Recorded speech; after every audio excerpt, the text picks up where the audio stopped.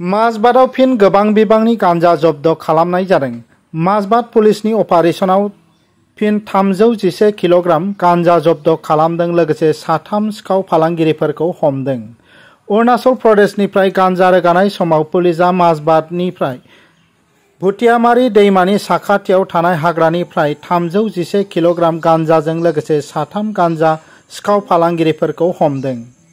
हमजानाय गांजा सिखाव फालांगिरिफोरखौ माजबादनि सनापुर गामिनि नागेश्वर बसुमतारी, उदां बसुमतारी आरो सन्जय सावरा होनना मिथिनो मोननाय जादों।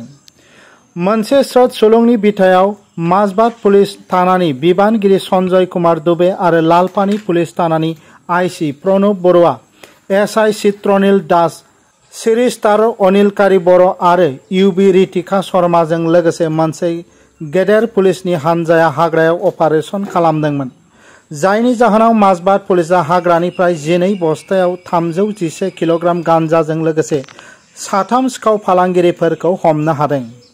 पुलिसनि सुलुङा बुङोदि जब्द खालामजानाय गांजानि गेजेरारि हाथाइनि बेसेना 1,55,55,000 रां जागोन।